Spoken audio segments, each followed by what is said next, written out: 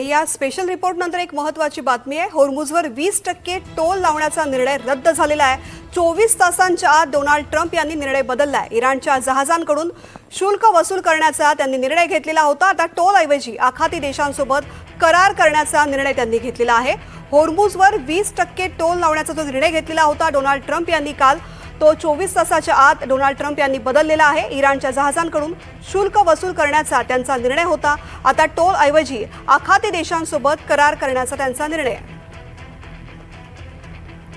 आखाती देशांमधल्या संघर्षामध्ये आणखीन एक महत्त्वाची बातमी आपण पाहतोय। होर्मुझवरती 20% टोल लादणार असा निर्णय डोनाल्ड ट्रम्प यांनी घेतलेला होता। अवघ्या 24 तासांमध्ये डोनाल्ड ट्रम्प यांनी आपला निर्णय बदललेला आहे। इराणच्या जहाजांकडून आता शुल्क वसूल करणार नाहीयेत, तर टोल ऐवजी आखाती देशांसोबत करार करण्याचा निर्णय घेतलाय।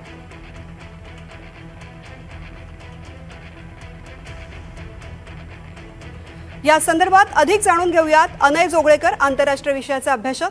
सर, खूप खूप स्वागत आहे एनडीटीव्ही मराठीमध्ये। डोनाल्ड ट्रम्प यांची कायमच मनमानी सध्या सुरू असते आंतरराष्ट्रीय स्तरावर पाहिलं तर।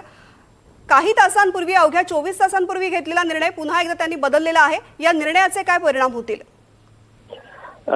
निश्चितच डोनाल्ड ट्रम्प यांनी निर्णय घेतला होता की इराणचं तेल होर्मुझच्या सामुद्रधुनीच्या बाहेर येण्यास बंदी कायम राहील, पण बाकीच्या देशांचं तेल जर बाहेर यायचं असेल तर अमेरिका या होर्मुझच्या आखाताचा, या होर्मुझच्या सामुद्रधुनीचा संरक्षक म्हणून त्यांनी अमेरिकेला पदवी बहाल केली आणि इतर देशांचं तेल किंवा इतर गोष्टी बाहेर आणण्यासाठी अमेरिकेला त्या एकूण मालाच्या किमतीच्या 20% शुल्क आकारलं जाईल असं त्यांनी घोषित केलं होतं।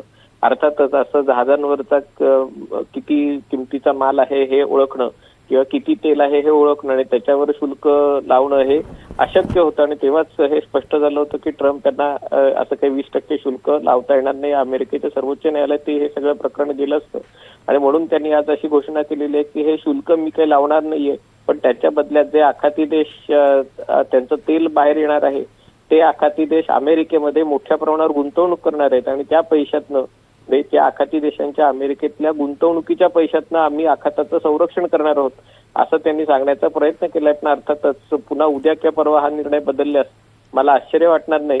एका प्रकारे आपण घेतलेला निर्णय ती फजिती होणार हे लक्षात आल्यावर त्याचा सावरासावर करण्याचा प्रयत्न ट्रम्प यांनी केलेला आहे। डोनाल्ड ट्रम्प एखादा निर्णय घेतात, फजिती होणार असं कळल्यानंतर तो निर्णय बदलतात, मात्र त्यामुळे अनेक देश सुद्धा संकटात येत असतात। खूप खूप धन्यवाद सर या संपूर्ण सविस्तर माहितीसाठी।